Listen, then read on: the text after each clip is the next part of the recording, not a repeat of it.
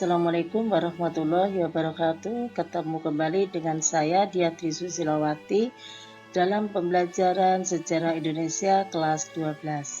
Dalam video kali ini kita akan membahas tentang keadaan ekonomi Indonesia pada masa demokrasi terpimpin. Sebelumnya kita ucapkan dulu salam jas merah.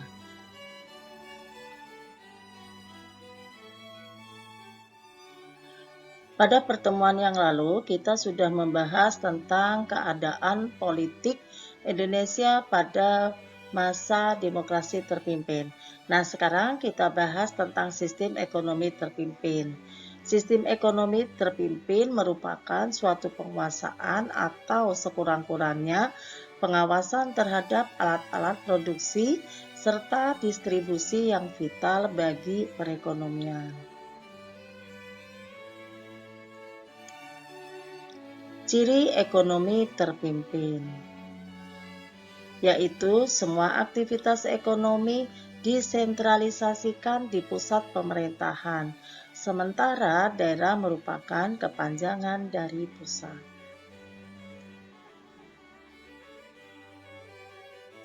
Selanjutnya, bentuk pelaksanaan demokrasi terpimpin, yaitu nasionalisasi perusahaan Belanda, pembangunan nasional berencana, dan pengorganisasian perusahaan swasta. Berikutnya langkah-langkah yang ditempuh oleh pemerintah. Pertama, pembentukan Badan Perencanaan Pembangunan Nasional atau Bappenas.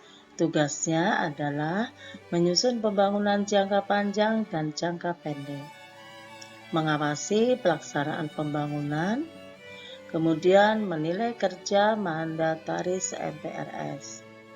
Yang kedua adalah penurunan nilai uang atau devaluasi.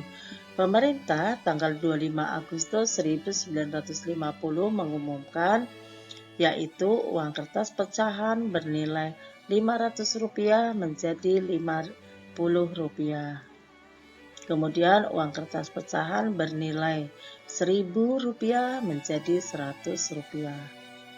Semua simpanan di bank yang melebihi Rp25.000 dibekukan.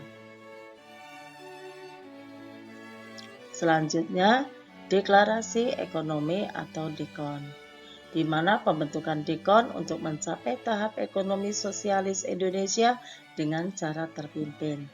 Dalam pelaksanaannya justru mengakibatkan stagnasi bagi perekonomian Indonesia. Bahkan pada tahun 1961 sampai 1962 harga barang naik hingga 400%. Dalam rangka pelaksanaan ekonomi terpimpin pada tanggal 11 Mei 1965, Presiden Soekarno mengeluarkan penetapan Presiden nomor 8 tahun 1965 tentang Bank Tunggal milik negara. Bank tersebut kedudukannya di bawah urusan Menteri Bank Sentral. Bank-bank pemerintah menjadi unit-unit dari Bank Negara Indonesia. Selanjutnya, faktor-faktor kegagalan usaha yang dilakukan oleh pemerintah, yaitu penanganan masalah ekonomi yang tidak rasional. Berikutnya, ekonomi lebih bersifat politik dan tidak terkontrol. Selanjutnya, pengeluaran negara cukup besar. Kemudian, devisa yang semakin meningkat ditutup dengan pencetakan mata uang yang baru yang menyebabkan inflasi semakin melambung tinggi. Berikutnya, struktur ekonomi menjurus ke ekonomi etatisme. Semua diatur dan dipegang oleh negara. Terima kasih. Ketemu kembali di video pembelajaran selanjutnya. Wassalamualaikum warahmatullahi wabarakatuh.